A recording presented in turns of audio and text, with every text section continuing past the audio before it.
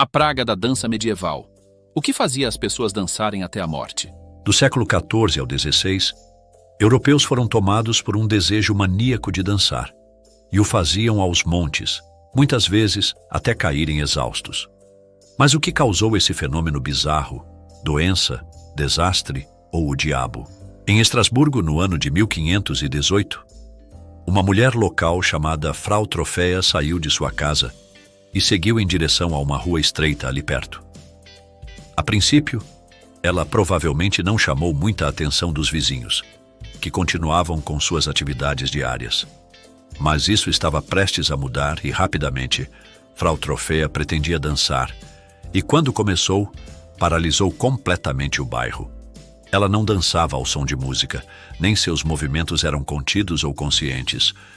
Em vez disso, dançava com um tipo de loucura que parecia ser tão contagiosa quanto incontrolável.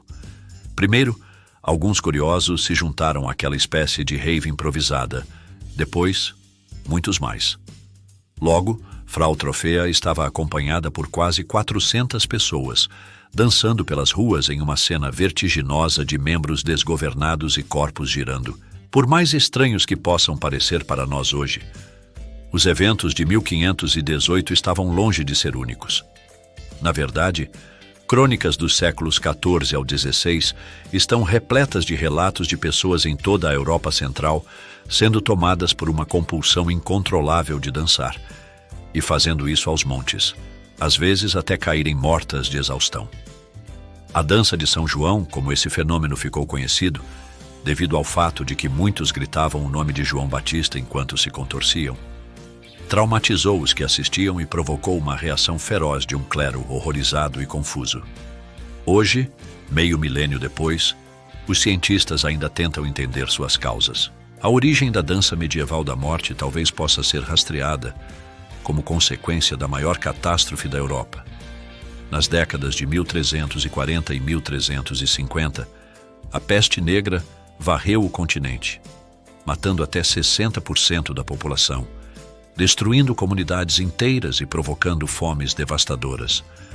Como resposta a esses horrores, logo começaram a surgir flagelantes desfilando pelas ruas de vilarejos, cidades e metrópoles, cantando e se açoitando em um desespero nascido da perda, da fome e do medo de Deus.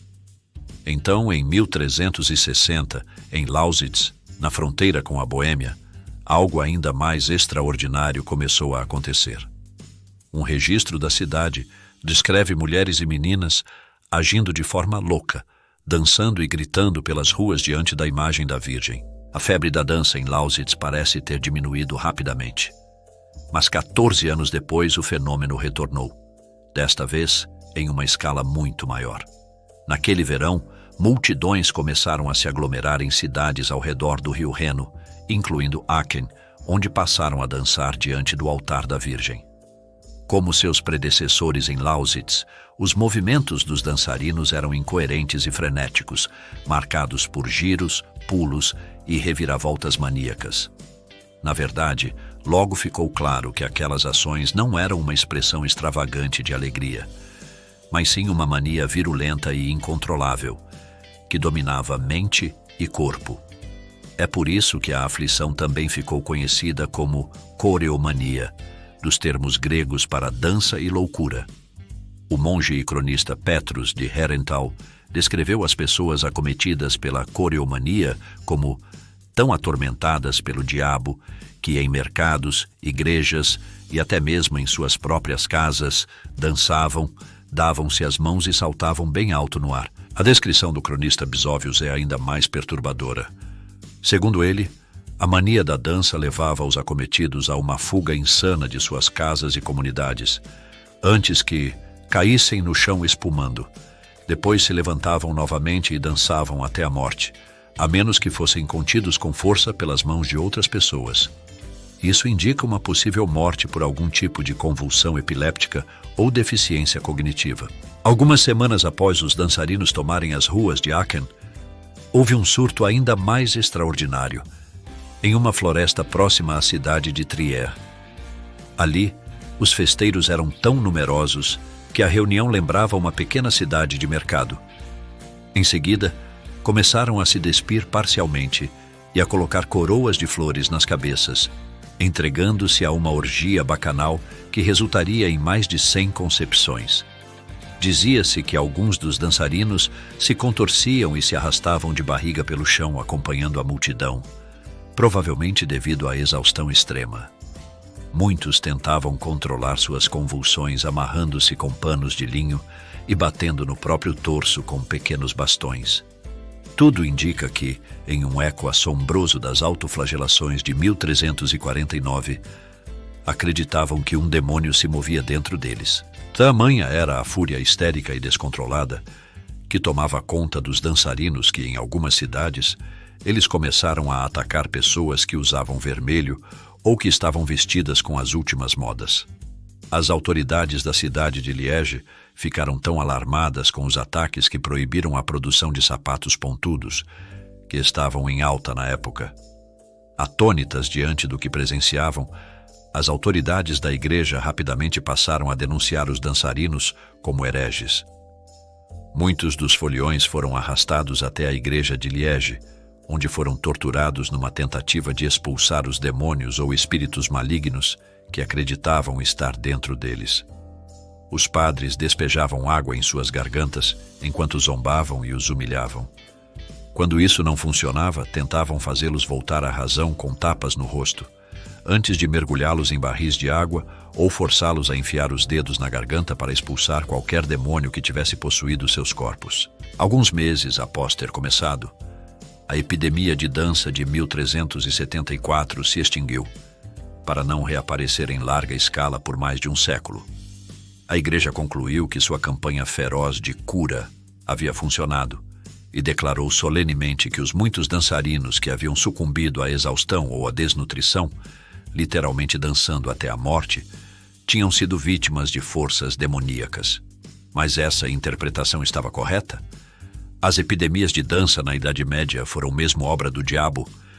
Nos últimos 5 séculos, diversas explicações foram propostas para tentar entender por que centenas de pessoas se entregaram a um frenesi dançante. Alguns afirmam que elas faziam parte de um culto de dança histérico. Outros sugerem que sofriam de coreia de Sydenham, ou coreia menor, também conhecida como dança de São Vito. Um distúrbio caracterizado por movimentos rápidos, descoordenados e espasmódicos, que afetam principalmente o rosto, as mãos e os pés. Nos últimos anos, cientistas têm buscado cada vez mais uma explicação nas influências ambientais. Eles sugeriram que os afetados podem ter ingerido o esporão do centeio, um tipo de mofo com propriedades psicotrópicas. O esporão do centeio há muito é apontado como possível causa da psicose, que tomou conta da cidade americana de Salem em 1692, levando aos infames julgamentos das bruxas de Salem. Mas há um problema com essa teoria, e ele está na natureza da própria dança. O fato de que os dançarinos pareciam completamente dissociados de seus corpos, pulando e cambaleando como se estivessem em um transe dissociativo, submetendo-se a esforços que nem mesmo maratonistas suportariam, sugere que a origem de seu sofrimento era mais provavelmente psicológica do que algo que eles haviam ingerido. O rio Reno é vulnerável a inundações extremas, e no século XIV as águas subiram até 34 pés, cerca de 10 metros, submergindo comunidades ao redor e deixando doenças e fome em seu rastro. Na década anterior ao surto de coriomania em 1518, Estrasburgo enfrentou peste, fome e um grave surto de sífilis. Em ambos os casos, o povo estava em desespero, assim como ocorreu durante a devastação da peste negra no continente europeu na década de 1340. A questão é, esse desespero levou a surtos coletivos de dança histérica? Em uma época de peste letal, guerras terríveis, desastres ambientais e baixa expectativa de vida, certamente não se pode descartar a ligação entre estresse extremo e a dança de São João. Mas por ora a verdadeira razão para o ajuntamento dos coreomaníacos, que dançavam em êxtase insano às margens do Reno, continua sendo um mistério. Você gostou do vídeo? Ative o sininho para receber notificações toda vez que um vídeo for lançado. Você também pode colaborar com a gente, curtindo o vídeo e se inscrevendo no canal. Não custa nada e nos ajuda bastante. Se você quiser e puder, compartilhe o vídeo com seus amigos e conhecidos, ou com alguém que você acha que pode se interessar por esse conteúdo. Nos avalie. Entre em contato com a gente. Faça comentários. Diga o que você achou do vídeo e do conteúdo. Sua opinião é muito importante para nós. E não esqueça de voltar. Nos vemos em breve. Um forte abraço. Até lá.